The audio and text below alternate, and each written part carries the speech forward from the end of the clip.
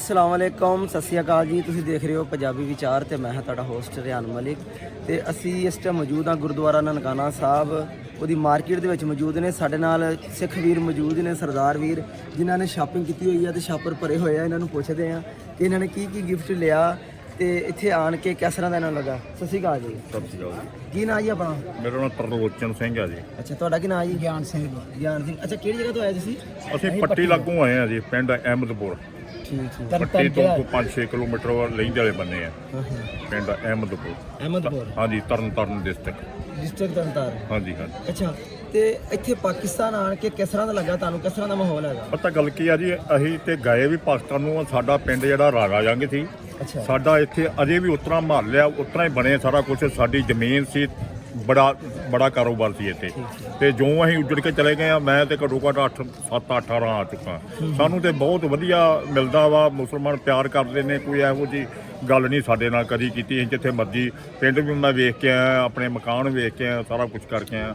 ਬਹੁਤ ਵਧੀਆ ਸਾਡੇ ਨਾਲ। ਪਿਛੋਕੜ ਪਿੰਡ ਵੇਖ ਕੇ ਆਏ? ਹਾਂ, ਪਿਛੋਕੜ ਪਿੰਡ ਵੇਖ ਕੇ। ਇਹ ਲਾਲਪੁਰ ਦੇ ਵਿੱਚ ਆ ਪਿੰਡ? ਨਹੀਂ, ਲਾਹੌਰ ਦੇ ਲਾਗੇ। ਲਾਹੌਰ ਦੇ ਲਾਗੇ। ਹਾਂਜੀ ਹਾਂਜੀ। ਠੀਕ ਠੀਕ। ਗੱਡੀ ਦਾ ਸਟੇਸ਼ਨ ਪਰਾਂ ਨੂੰ ਫਿਰੋਜ਼ਪੁਰ ਵਾਲੀ ਸਾਈਡ ਤੇ ਨਾ ਕਿਹੜਾ ਲੱਗਦਾ ਵਾ ਆਪਣਾ, ਉਹ ਸਟੇਸ਼ਨ ਲੱਗਦਾ ਵਾ ਪਹਿਲਾਂ ਲਾਹੌਰ ਤੋਂ ਜਾਂਦੇ ਆ ਪਹਿਲਾਂ।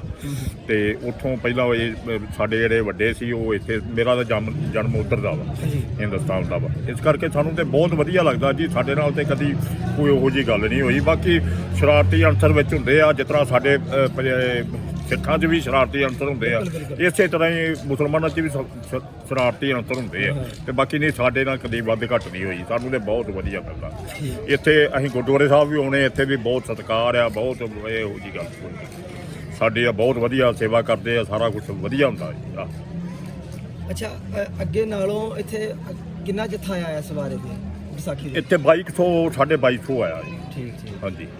ਅੱਛਾ, ਤੇ ਆਹ ਛਾਪਰ ਤੁਸੀਂ ਫੜੇ ਹੋਏ ਨੇ? ਹਾਂਜੀ, ਅਸੀਂ ਇੱਥੇ ਸਾਡਾ ਨਾ ਕਿਸੇ ਨੇ ਗਿਫਟ ਦਾ ਕਿਹਾ ਸੀਗਾ ਤੁਹਾਨੂੰ ਵੀ ਉਧਰੋਂ ਗਿਫਟ? ਹਾਂਜੀ, ਗਿਫਟ ਲੈ ਕੇ ਆਇਓ। ਹਾਂਜੀ ਹਾਂਜੀ, ਗਿਫਟ ਅਸੀਂ ਲੈ ਕੇ ਚੱਲੇ ਆ।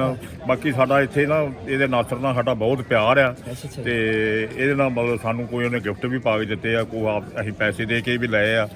ਸਾਰਾ ਬਹੁਤ ਵਧੀਆ ਵਾ ਸਾਡਾ ਵਰਤਾਰਾ ਇੱਥੇ। ਹਾਂਜੀ। ਤੇ ਉਸ ਤਰ੍ਹਾਂ ਦੱਸੋ, ਤੁਹਾਨੂੰ ਕੋਈ ਸਿਕਿਉਰਿਟੀ ਦੇ ਮਾਮਲਾ ਦੇ ਵਿੱਚ? ਨਾ ਜੀ, ਕੋਈ ਸਿਕਿਉਰਿਟੀ ਨਹੀਂ। ਸਿਕਿਉਰਿਟੀ ਆ ਬਿਲਕੁਲ ਵਧੀਆ ਵਾ। ਸਿਕਿਉਰਿਟੀ ਆਪਣੇ ਥਾਂ ਤੇ ਕੰਮ ਕਰਦੀ ਆ, ਪਰ ਸਾਨੂੰ ਕਦੀ ਕਿਸੇ ਨੇ ਮਾੜਾ ਚੰਗਾ ਨਹੀਂ ਆਖਿਆ, ਨਾ ਕੋਈ ਗੱਲ ਨਹੀਂ ਆ। ਸਿਕਿਉਰਿਟੀ ਸਾਡੇ ਨਾਲ ਬਿਲਕੁਲ ਸਹਿਮਤ ਹੈ, ਕੋਈ ਇਹੋ ਜਿਹੀ ਨਹੀਂ ਗੱਲ। ਹਾਂਜੀ, ਬਹੁਤ ਬਹੁਤ ਧੰਨਵਾਦ। ਬਹੁਤ ਜੀ, ਬਹੁਤ ਵਧੀਆ, ਸ਼ੁਕਰੀਆ ਜੀ ਸਾਡਾ।